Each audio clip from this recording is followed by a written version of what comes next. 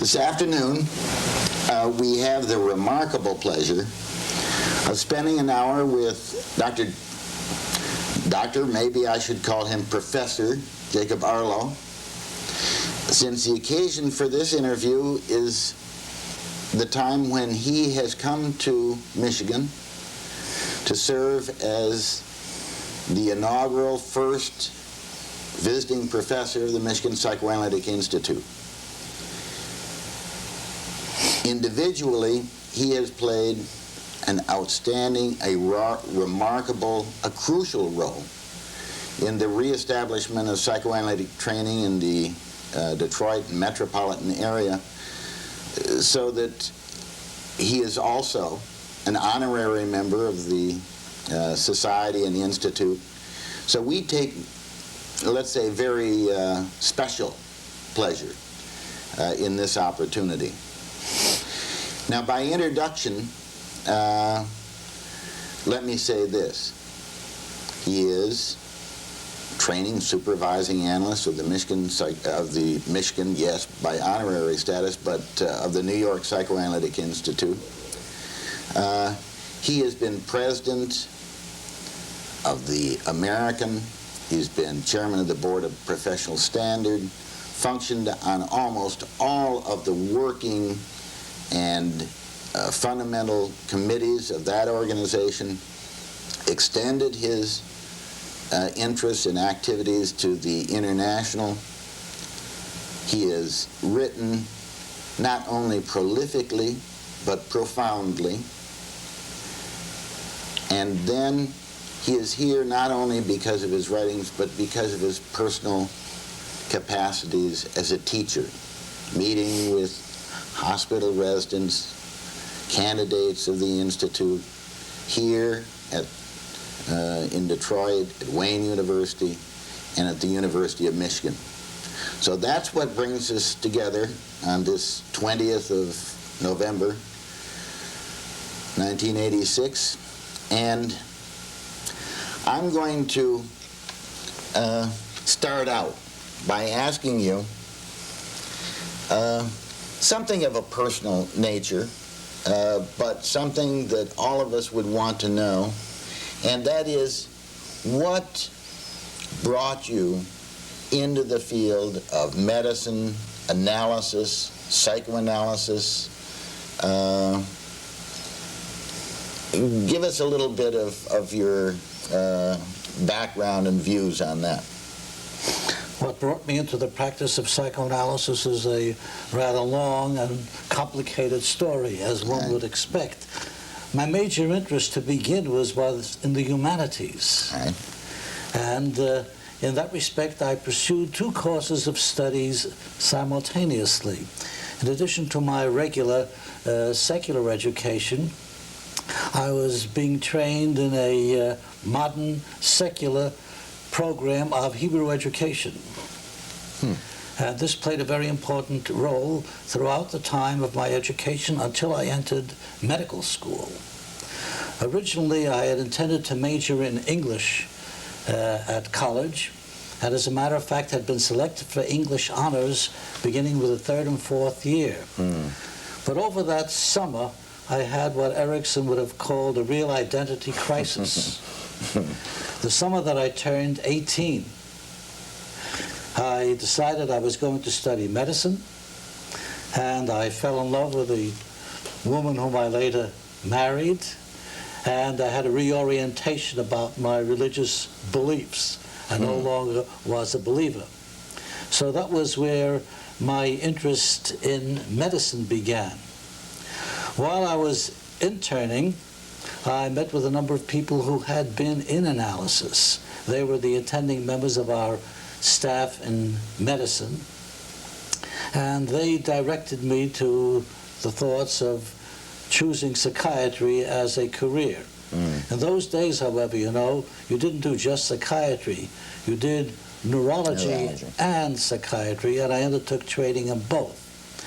But there was clear-cut evidence that I had been interested in some way much earlier in my life while I was still in high school, I read Freud's introductory lectures to psychoanalysis. And while I was in college, I took a full year of abnormal psychology and systems of abnormal psychology, which was essentially Freud, Jung, and Adler. So there were adumbrations of an interest in psychology all the way through. And of course, I think it was an extension of my great interest in literature, and especially the literature of the Bible. Now tell me, your first contact with the introductory lectures, was that just an individual kind of happenstance? Did it come in conjunction with someone who handed you that volume and said, you'd be interested in this? I just came upon it myself. All right. You were an avid reader? Oh, yes, I was. I had the advantage of being sickly as a child, so I spent lots and lots of time in bed reading. But I was struck by the things that I read in the introductory lectures, mostly because I recognized some of the dynamics applicable to me and the members of my family. All right. They rung true. Now, you studied in depth in rabbinical literature.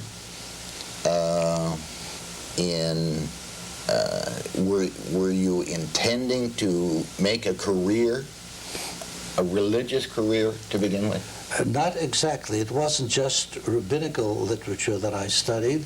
It was part of a special program that the Bureau of Jewish Education, the City of New York, under the leadership of Dr. Samson Benderly, a program dedicated to establishing cadres, leaders for the Jewish community of the next generation. And it was a secular program, not a rabbinical program. I see. So that we studied not just Bible and Talmud, which would be where the rabbinic students would end, but we studied in addition the literature of the Middle Ages, the philosophy of the Neoplatonists, etc., and we studied modern Hebrew literature. This was in a secular, not a religious setting. All right. Now, once you had decided upon medicine, you know, when you had this kind of cataclysmic phenomenon take place, not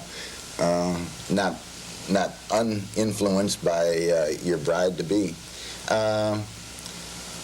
when you decided on medicine, you didn't decide on psychiatry, you decided on medicine. My idea at first was to go to internal medicine. Internal medicine. Did you do internal medicine or study in internal medicine after medical school, or did you go directly into neurology and psychiatry? Oh, no. Those days, first of all, you had to have an internship. All right. And I had a 2-year internship. The second year was entirely devoted to internal medicine, so it would correspond to PGY2, first year of a residency. After that, I had an additional 5 years of training in neurology and psychiatry. I see. As you know, I'm certified both in neurology and psychiatry. I didn't know that, no. But I asked the board recently to withdraw my name from the roster of neurologists because I haven't been in the field for a long time. All right. Now, where in the course of your graduate training in neurology and psychiatry did you move into analytic training? That was during my residency at the New York Psychiatric Institute, part of Columbia University. That was when I found myself an analyst, even before I was accepted as a candidate at the New York Psychoanalytic Institute. Prior to that, I had been a resident in neurology at Montefiore, and practically all of the residents there were entering psychoanalysis at the time. The names are well known to you: Leo Rangel, Victor Rosen, Nat Root, and many others. All right. Then, as you went through your training, who were the major influences? I'm taking it for granted, your analysis. But then, who were the people in seminars or in supervision or in other respects that impinged on your education? Well, in many respects, I came upon a golden age in psychoanalytic education, because at that time we were receiving the influx of expatriates from Nazi Germany and from Europe. So we had Hartman, Chris, Lowenstein, Edith Jacobson, Annie Rye, Gregory Zilberg, Bertram Lewin, Sally Barnett. These were all illustrious teachers, and each one of them had an enormous amount to transmit to us. Now, the first time that I met you would have been during the Chris seminars. This would have been 55, perhaps 50, yeah, probably 55, 56, which were by then not just Chris seminars. They were seminars that Lowenstein and yourself and Charlie Brenner led sections. Right. And when did you begin with those seminar groups, and over what period of time?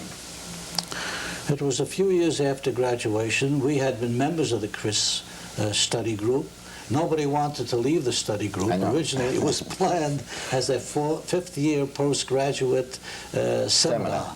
But people stayed on for the 6th, 7th, and 10th years, etc. Ad infinitum, yeah. And as the group grew larger, Chris decided to break it up into sections. And the people whom you mentioned, including myself, were section leaders. So that must have been somewhere in the mid-50s that system was set up. All right. And does the Chris study group continue now? The Chris study group does continue now. It is not as large as it used to be. The number of candidates of the Institute, of course, is much smaller now than it was in those years. But Charlie Brenner has persisted, and he has kept teaching the Chris study group ever since that time. All right. Now, your practice has always been in downtown Manhattan. Or Midtown. Midtown, okay. All right. Now, when did you, there's really two areas that I would like to explore further with you, if I can. One of them has to do with your relationship with the American Psychoanalytic Association, the New York Psychoanalytic Institute, the International. That is, I'd like to pursue as one direction your outstanding contributions in the organization and the institutional functions of psychoanalysis. And then I would like to go, but I'm going to set that aside for just a moment and come back to it. The one that I would like to begin to inquire about at this point is your development of a study group outside of the Chris study group that was your own, I wouldn't say, but it's kind of an individual, small, intense study group.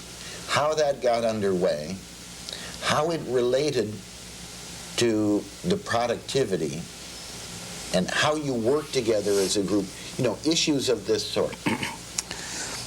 When we graduated from the Institute, Dave Barris and I were keenly aware of how little we knew.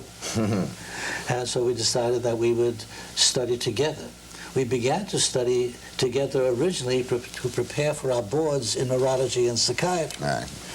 So that was the first step. By that time, Charlie Brenner had come down from Boston, and Fenischl's book, The Psychoanalytic Theory of the Neurosis, came out. I met Dave Barris while we were both on the attending staff at Montefiore Hospital teaching neurology. So we got the four of us together. Now, the four, Martin Wong, Dave Burris, and I had been in classes together Okay, at the all through Institute. the Institute. And Charlie Britta came down from Boston about that time. He was supposed to head up the psychiatric division of Montefiore Hospital. All right. But that never He graduated. Charlie graduated from the Boston No, he psychoanalyst. had half of his training at Boston, but finally graduated from the New York Institute. Oh, yeah. Yeah. And so we got together, and the first 2 years of our study group, which, by the way, met every Thursday night, preceded by dinner, and then by our work together. The first 2 years, we covered Fanishel chapter by chapter, every page. In the course of those discussions, issues would come up, for example, concerning the things that Fanishel had said in the book. Sometimes they were challenged. And as a matter of fact, I got to write my first paper out of that discussion. There was one point where Fanishel, speaking about the origin of paranoid delusions, quoted Starker and Vanderpoisen to the effect that in the delusions of the paranoid patient, one often can recognize a projection of the noxious effects of the fecal mass in the patient's abdomen. Dave Burris was kind of skeptical about that concept. I said I had some clinical material which illustrated it, and I presented that clinical material for the group, and from that I decided to write a paper on it, which was accepted. But in that way then, we began to introduce our clinical work from time to time in connection with certain problems that we had about theory or technique, or when we needed some help from each other. It was like a continuing supervision. All right. By the way, another thing that came out of the experience was that we all realized that we could do very well with a second analysis, and all of us went back at one time for a second analysis. One time or another, That's right. All of us. all of you had one for yourself. That's right. One for the Institute and one for ourselves. Okay. Tell me, it must be that this was a group that could really bare their souls, what they didn't know, what they surprisingly did come to know,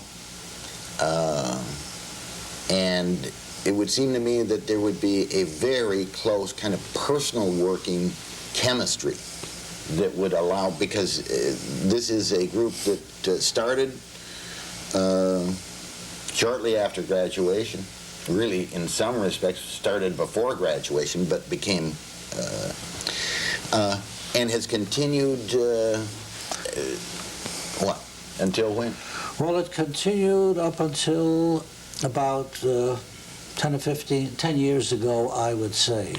Then some changes came in. First of all, having all acquired positions of responsibility and eminence in the field, we couldn't meet quite so often.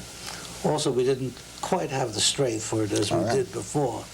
But then after a while, Dave Burris retired, and then Martin Wong subsequently moved to Israel after his retirement, so that now, after a lapse of a few years, Dr. Breda and I meet once a month. All right.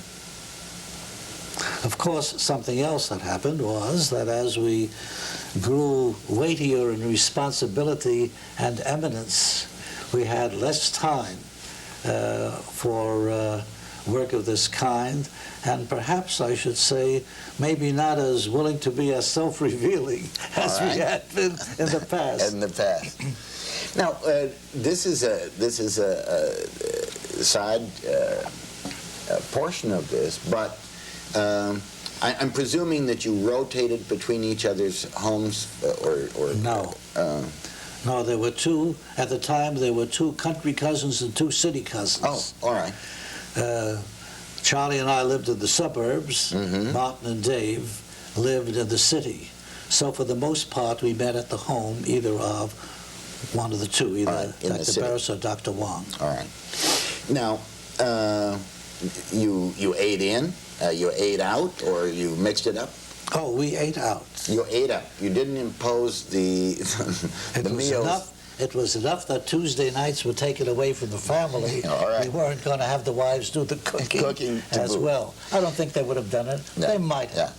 Yeah. What we did do was at the end of the year, we had a gala dinner, and there we invited our wives. I see. But one other thing that we did, after a while, when we had covered a certain amount of the literature, what we did was to pick on the works of some particularly important contributor of the New York area. So, for example, we would read the works of Bert Lewin for a number of weeks or months, and then we would invite him to dinner and then have a session with him. Oh. And on several occasions we had Hartman, Chris, and Lowenstein together after they published some of their landmark papers, and then we would have a gala dinner with them, but then have a session in which we would throw questions at them. Really study together what your thoughts were and where, that's right, how they came upon these matters. And also would challenge some of the things that they had to say. Exactly. You never met really conjointly as study groups? As a continuing study group, no. They had something of a study group themselves, especially in the summertime, one of the islands off the coast of Maine. All right. Now, when you published jointly, let's say with Charles Brennan, how would you work out the development of the actual writing? Did you assign each other? How did you pull together your styles? Well, I think the concrete example would be our book on psychoanalytic concepts of the structural theory. Originally, we had wanted all four of the group to be authors, but there were certain differences of opinion now about certain concepts, so that the other two withdrew. The idea for writing such a book was mine. And then what happened was that Charlie and I decided that the two of us would do it together. And you could do it because of the agreements that you could reach. By that time, we came to realize that our minds seemed to run in parallel or identical channels about certain fundamental issues in psychoanalysis. So we sat down and mapped out the things that we wanted to say in the book. What made it easier, of course, was some of the chapters represented special interests of ours previously. I had been interested in the concept of regression. He was interested in the structural theory as applied to the problems of dream interpretation and to the theory of dream formation. I had written a paper on primary and secondary process. He had written some general reviews of the basic differences between structural and topographic theory. As a result, it was easy for us to plot out a division of who would write which chapter. Then we would review them together. As previously in the group, each time a person was writing a paper, we would review that particular paper in the group. And the criticisms were sharp and unflinching. And very much there. I mean, you could depend on each other to be concise and to be direct if you objected to a particular position or theoretical view. Yes, and I think there was something in the relationship between Charlie and myself which facilitated this kind of cooperation, kind of an openness to criticism and a dedication to clarify as succinctly as possible the concepts that we were trying to develop. If you would put the question in more mundane terms, did we have any problems or conflicts? And the answer really is no. It was not in any lasting sense. I mean, no, even in temporary sense. Did we get into very strong disagreements, etc.? Also questions of priority. We had had so many discussions with each other that it was impossible to say which idea originated with whom. It never presented any problem, and to this day, in our continued work, it doesn't present a problem. It was more perhaps a question of which amongst you cared enough or were focused enough on something to write about it, to go through the labor of developing it, rather than it being one person's domain or the other. Yeah, we had been pursuing certain interests all along, so it wasn't very difficult for the chapter on the primary process to be, primary secondary process to be written by me. The chapter on the psychopathology of the psychoses, or the chapters I mentioned previously, the other concepts.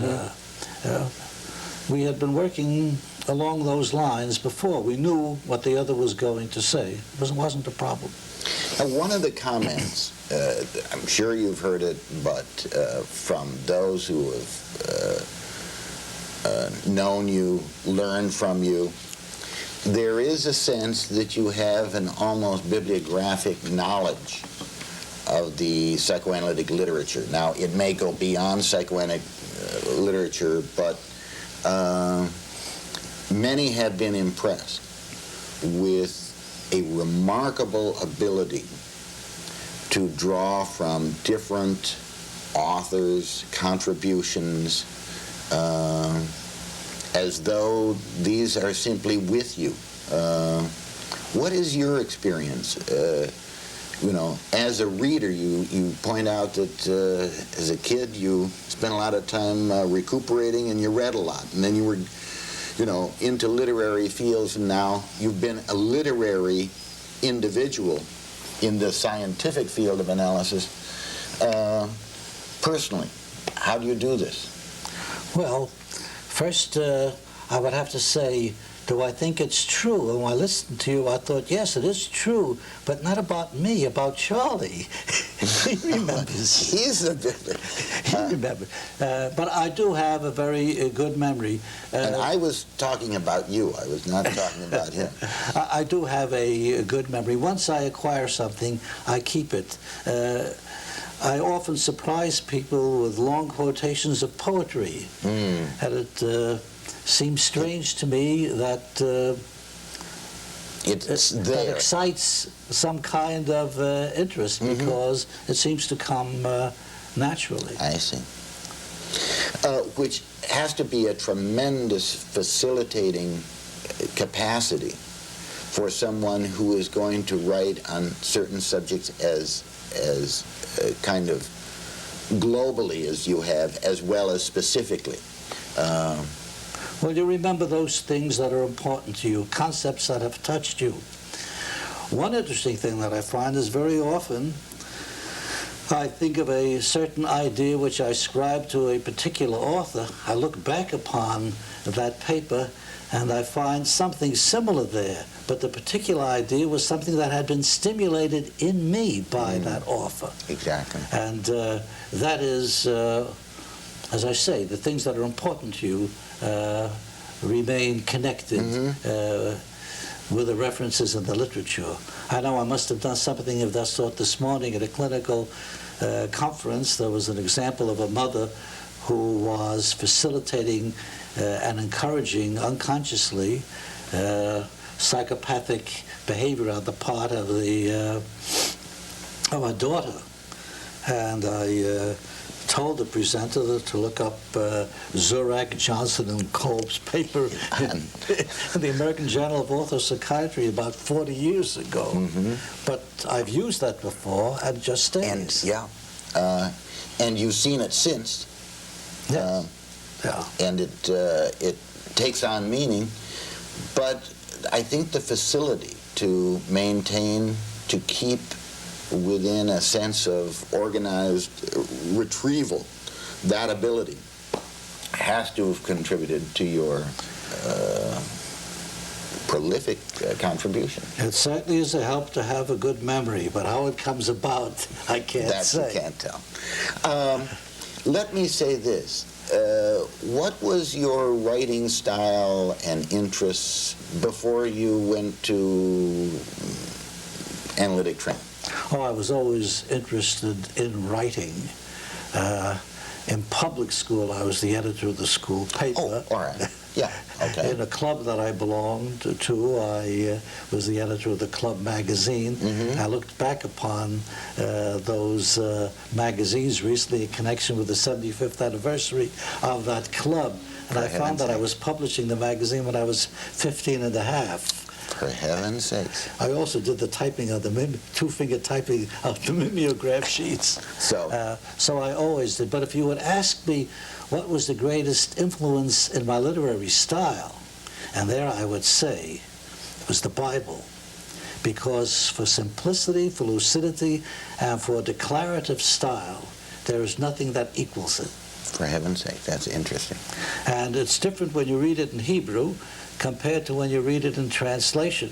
I was talking to a professor of language once, and he was surprised when I pointed out to him that the 23rd Psalm in Hebrew contains not a single adjective. The style of the Bible is really unsurpassable. Now, the direction of your college was really in the direction of literature. I mean, that was or English literature at that time. And you speak of the shift around. You see, on the one hand, you were going to become a physician, and on the other hand, you were going to get married, or you found someone. Now, one of the things I'm interested in following is your wife's relationship to your career. Because when I think of the time and the energies that you have devoted to writing, to meeting, to teaching, to your clinical work, to your work with organizations, there must have been a remarkable understanding on her part. I would say a remarkable dedication, that she really subordinated any other interest to supporting and sustaining my activities. I see. And of all the different things, the organizational work that you mentioned, which took up so much time, really represented a tremendous intrusion into our life.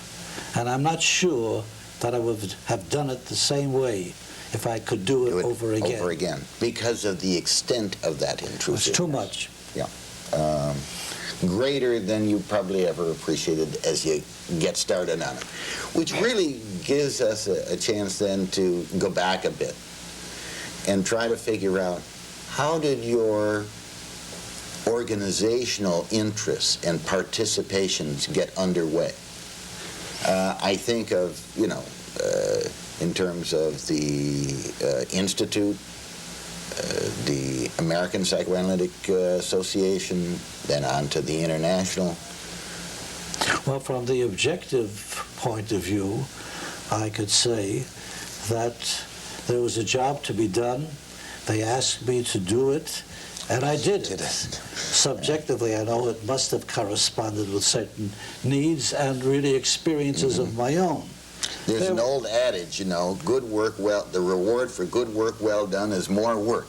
So you must have done well in the process. I had been president of other organizations before I got into the American. An editor at 15 and so forth. An editor and so forth. And I was also at 17 the president of this organization, which had about 250 to 300 young people. A series of youth clubs, you see. That was part of a family tradition. Communal activity was always important in the lives both my mother and my father. So that I fell naturally into it. That pattern. My father had been the president of a number of organizations and the founder. And both my mother and father were founders and members of the board of an orphan's home, now a mental hygiene center So that this came to me quite naturally. Naturally and what I comfortably. saw around me all the time. Of course, what happened was that people recognized that I could do a job, and I did it. For example, the very year that I was appointed training analyst, I was asked to be secretary of the educational committee, and I think put on the new training facilities of the American Psychoanalytic Association, or perhaps at the same time, I'm not sure, the representative on the Board on Professional Board of Standards. Professional Standards.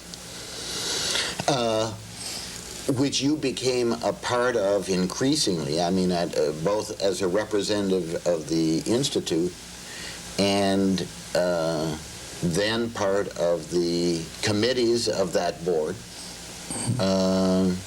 and then served your term as chairman of that board. Oh, that was much later. I think the real thing which made its mark for me in the American Psychoanalytic Association, significantly enough, was my chairmanship of the committee that reestablished training in Detroit. For heaven's sake. Because that brought me to the attention of the other members of the association, of the executive council, and of the board. As a matter of fact, when Marion Kenworthy nominated me for president of the association, I was completely surprised. She had never mentioned it to me, and I was really the first of that generation of American-trained young analysts to be nominated for the presidency. But it was really, I really came into notice as a result of the work that we had been doing here in Detroit.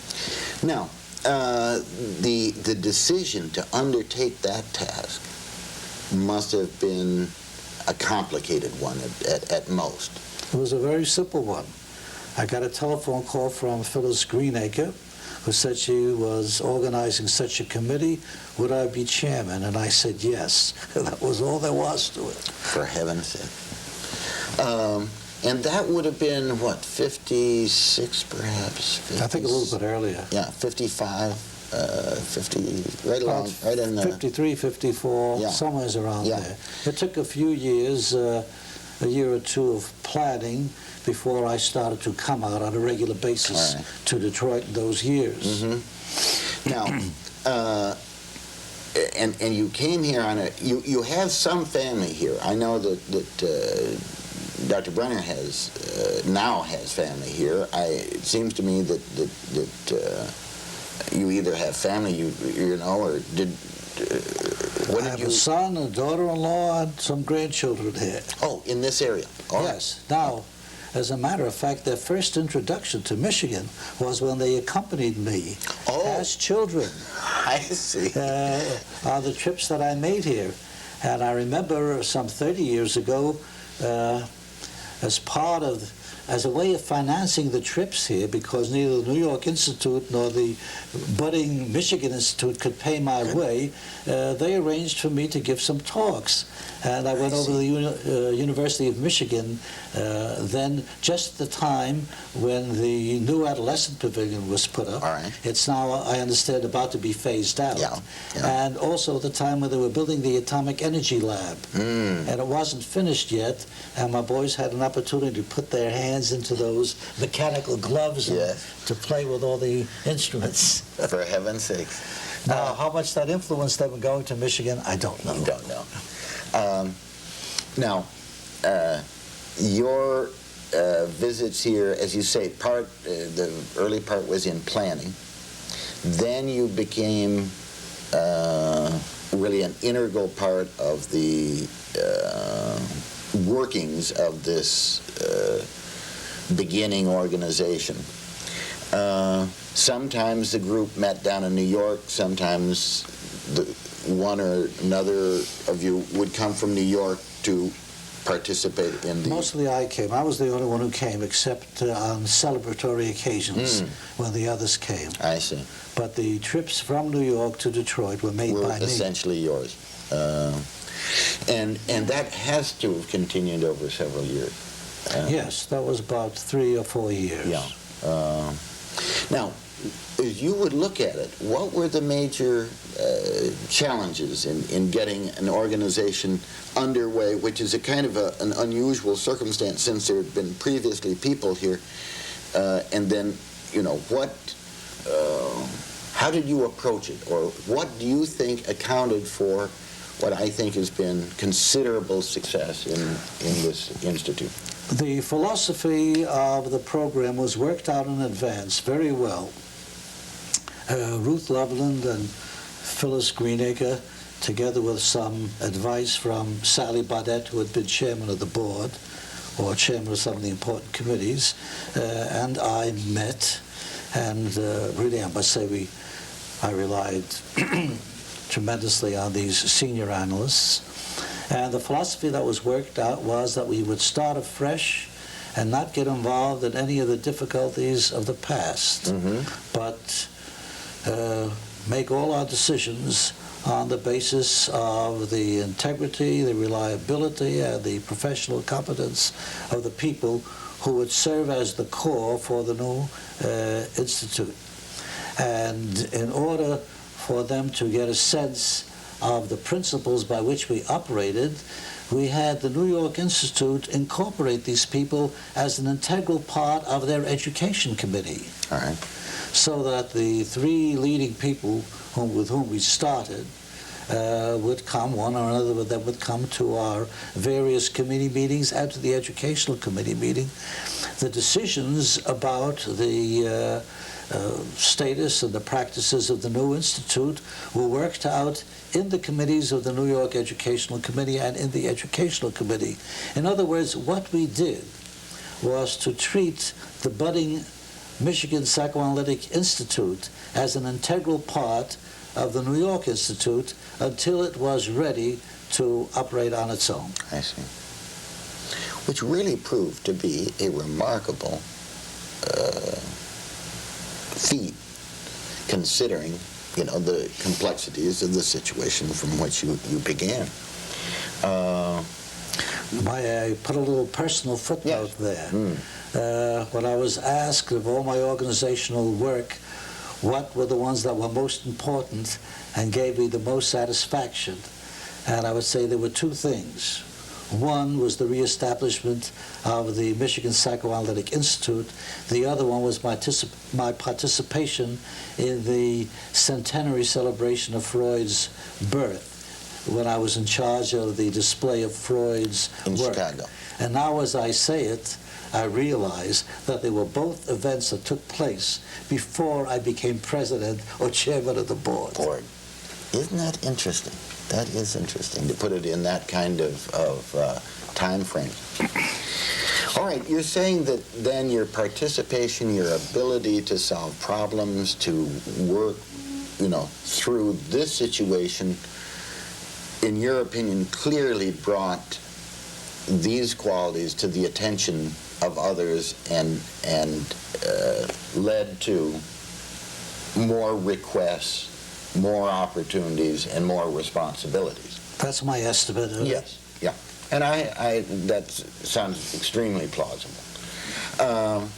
Now, at the time when you were giving your address to the Board on Professional Standards in your paper, Group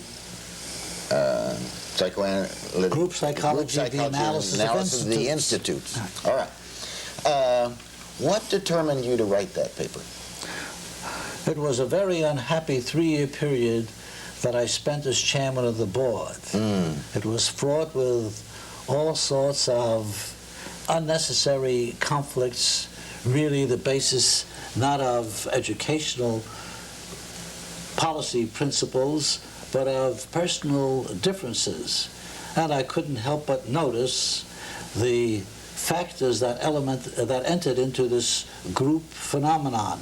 But also I had been acquainted with such experiences from having been president, from having been a member of the New Training Facilities Committee. And you remember there had been a ruling of the board that whenever there was a split in an institute, each component part of that split had to be treated as a new institute, and therefore fell under the aegis of the New Training Facilities Committee. So this gave me a very good opportunity to study what happened in various splits. And in addition to that, having been a member of the Central Executive Committee of the International, when I was treasurer and vice president, I could see the same phenomena occurring in various parts of the world. So that by the time I was retiring from the chairmanship of the board, I had had a considerable opportunity to confront the issues involved in the splits that take place and the internecine struggles that are so characteristic of institutes. What, stemming from the insightfulness, and it wasn't that you made specifically major recommendations, for reorganization that would deal with these issues. And it's not that controversies have subsided, but I think the management of some of the issues that you addressed has changed from the point of view of an organizational approach, maybe an understanding approach. Would that be your impression? I mean, do you feel that what you conveyed through those thoughts has had some of the impact that you intended? I really have no way of knowing that. I don't know if they've had any effect at all. Things may be different, but I don't know how that relates to it. How that relates. Yeah. I don't know. I couldn't say. Okay. Now, what has, in your view, determined the course of your major writings? What, if you could design, let's say, a theme, if there be one? Well, I know the source of my writing. And the source of my writing comes from the problems engaged in clinical practice. All right. In that respect, I think I'm a very old-fashioned writer. I write from what I know about, rather than promulgating theories. And over the course of the years, I've been impressed with the fact that the main aspect of the psychoanalytic enterprise, perhaps, as far as the actual experience of treating a patient is concerned, consists in demonstrating the intrusive effect of persistent unconscious fantasy wishes onto the day-to-day functioning of the patient. And my interest has been in demonstrating the variations in which these effects make themselves manifest. And of course, as a result of that, one gets into many related fields. As example, mythology, psychoanalytic education, psychoanalytic technique, questions of empathy, questions of intuition, and above all, to me, questions of methodology, namely the validation of analytic hypotheses and interpretations.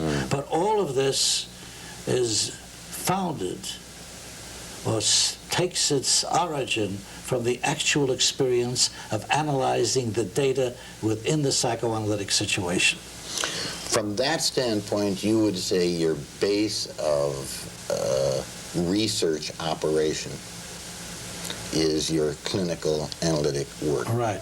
And if you notice my writings, I almost always try to introduce detailed, verbatim, or as close as possible, verbatim accounts of the dynamic interaction between the objective situation, the transference context, and the flow of the patient's associations, together with the dynamic effect of the interventions of the therapist. All right.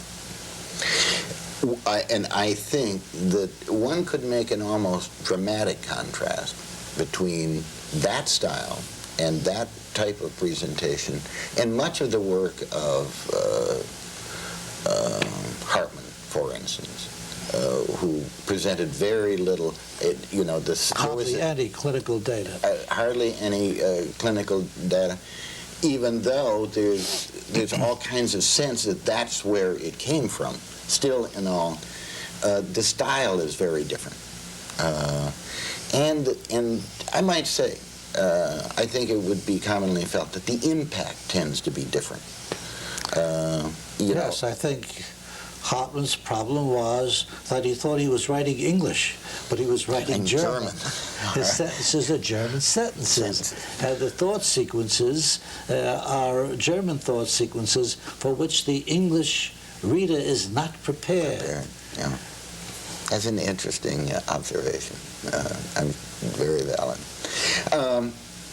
Now, the distribution of time between teaching. Now, in addition to your published work, you obviously have been an active teacher in unpublished work. That is, in terms of supervision, in terms of courses, in terms of now more recently and more extensively experienced, like you have been a visiting professor here this week. You have been in Israel. You are doing more of this, would you say, at this point? Yes, I am, and that's because I'm doing very little practice at the present time. Makes it possible for me to do this. Your professional life allows you to do that's right. More of this sort. Also, more people ask me now than they did before. When did you begin, for instance, have you taught in residency programs or stayed close to departments of psychiatry, or has that not been? Most of my teaching has been postgraduate. That is either to analytic candidates or to already established analysts. Once I ventured doing undergraduate teaching at Columbia, and I decided that I was temperamentally unsuited for that level. After my first lecture, 8 or 9 hands popped up, and the first question was, do we have to know this for the midterm? And I didn't know how to answer that. I had no answer ready.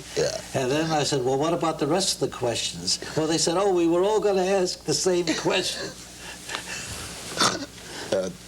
That didn't incline you to continue that. Well, I think one has to learn how to teach undergraduates, and I was unprepared. Maybe if I had done it again, I'm sure I would have done it differently. I don't know if I would have been a more effective teacher. I'm not sure. You'd have been ready for that question, at least. Would you comment also,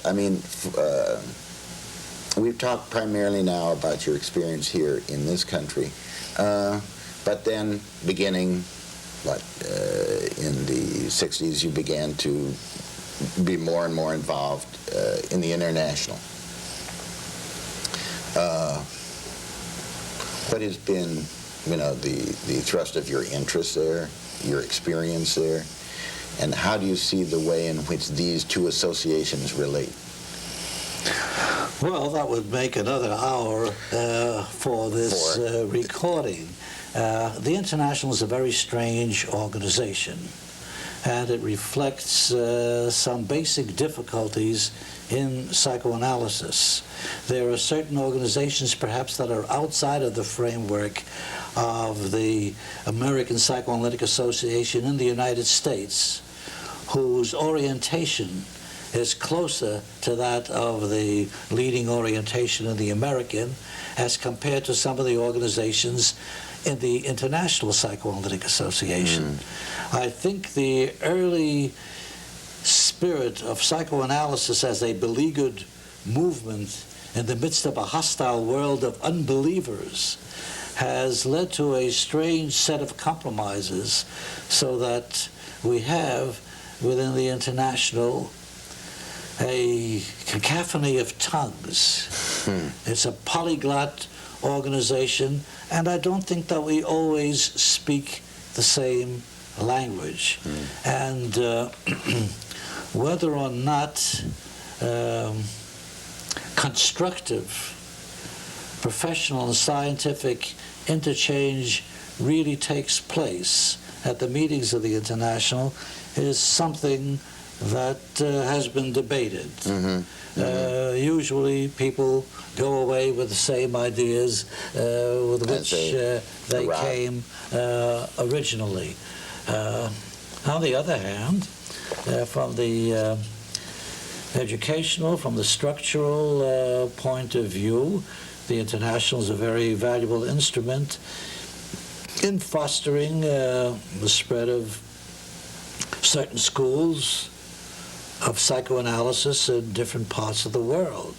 And even at the present time, for example, surprisingly enough, in the countries behind the Iron Curtain outside of the Soviet Union, there seems to be a burgeoning of interest in psychoanalysis. There are many ways of judging it. One simple way is from the places from whom, or places from which I get requests for reprints. I see. And you can almost tell where there's a study group in which particular city or which particular hospital. So that the International has been very effective in that area. In that sustaining sense. That's right. Now, as we kind of move towards the conclusion of our time together, could I ask you to reflect a bit on how you see analysis kind of proceeding from wherever it is now? What directions you could sense it may be taking, what impacts are going to maintain themselves. I appreciate that this is an extraordinarily complex issue, but I'm going to ask it anyway. Well, I'll start with a conditional imposition on everything I have to say, and that is, to quote the words of the prophet Amos, I am not a prophet nor the son of a prophet. But there are some trends in the present that one can see. First of all, I'd like to say that we are now living in the post-apostolic period of psychoanalysis. That is, in a few years there won't be anybody around who had direct contact with the fountainhead of psychoanalysis. The passing of Anna Freud and many of the other people signalizes that development. And I think that it will have some kind of liberating effect on the creativity, the originality, or the changes that will be proposed in the field. So that I think we can expect a great widening of the spectrum of ideas and many different approaches in contrast to what had taken place in the past. Perhaps in a certain sense, the palling effect of the apprentice psychology, which is so significant in psychoanalytic education, will be alleviated. That is something to be hoped for. As far as theoretical and technical innovations are concerned, there are a number of areas in which certain avenues of investigation will probably be emphasized in the years to come.